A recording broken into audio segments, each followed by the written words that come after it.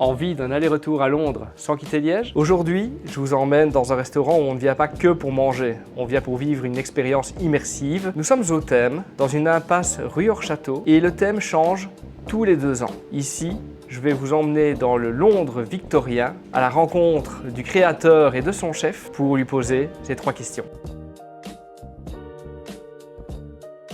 Salut Michel. Bonjour JF. Alors, explique-nous comment t'es venue l'idée du thème. Au départ, c'était l'idée de créer chaque fois un lieu par rapport à un thème. On en a fait 60, 70, je ne sais pas, un nombre impressionnant. On a commencé en 88. Mes 3 questions. La première, je ne vais pas parler de plats emblématiques puisqu'il y a une différence entre le fait que tu as un thème qui change tous les 2 ans et ta carte. J'ai rencontré ton chef et qui m'a expliqué un petit peu son amour pour la cuisine italienne. Il a travaillé énormément à la saisonnalité. Si on doit un petit peu parler d'expérience, entre guillemets, ici tu as choisi Conan Doyle. Oui, alors Arthur Conan Doyle, c'est un écrivain absolument génialissime, qui a une vie absolument extraordinaire, mais il a été un peu étouffé par son personnage, le personnage qu'il a créé, c'est-à-dire Sherlock Holmes. Donc moi j'ai voulu le remettre à l'honneur. Si on dit Maigret, on pense à Simenon, mais si je parle de Sherlock Holmes, on ne pense pas nécessairement à Conan Doyle.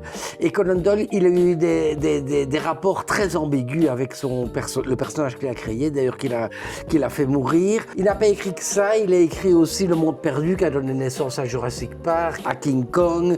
Il a créé le premier hôpital de campagne en Afrique du Sud. Il a inventé le ski alpin. C'est un personnage absolument génial et qui a toujours été étouffé, occulté par Sherlock Holmes qui finalement il ne l'a plus aimé. Donc moi j'ai voulu remettre à l'honneur l'auteur plutôt que le personnage. Même s'il y a des touches Sherlock Holmes ici dans le décor. En 38 ans, des anecdotes? On a fait un thème c'était en 1990. C'était un thème qui s'appelait un dîner à bord de l'Orient Express. On avait reconstitué les wagons, etc. de l'Orient Express. Et je me souviens qu'une cliente a dit, moi écoutez, j'étais malade pendant tout le repas parce que je ne supporte pas le train.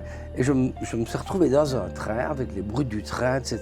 Tu mettais les bruits en plus? Les bruits du train, okay, d'accord. Et elle dit, moi je suis malade en train, donc je ne me suis pas senti très bien pendant le repas parce que j'avais vraiment l'impression d'être dans un train. Donc pour nous, c'était un compliment. Tu es un homme d'expérience, mais aussi de goût. Alors, comment est-ce que tu fais quand toi, tu ne manges pas ici? Où est-ce que tu vas et pourquoi? Moi, j'aime la cuisine simple, j'aime la cuisine sophistiquée, mais je suis de la génération de Paul Bocuse. J'aime beaucoup aller dans des restaurants proches. Je vais à la mairie, par exemple, c'est un restaurant que j'aime beaucoup. C'est une cuisine simple, c'est authentique. Au niveau de la viande, j'aime beaucoup la cuisson de Marc de Bruyne, qu'on ne présente pas. C'est vraiment un grand magicien de la viande. C'est vrai. Et puis dans les environs, j'aime bien aller chez mon voisin, la Movida, ça c'est vraiment un incontournable. Merci Michel. On est là avant le service. C'est à chaque fois un petit rituel. Oui. C'est toujours bon signe quand la brigade mange ce que le chef fait. Oui. Allez, on va goûter.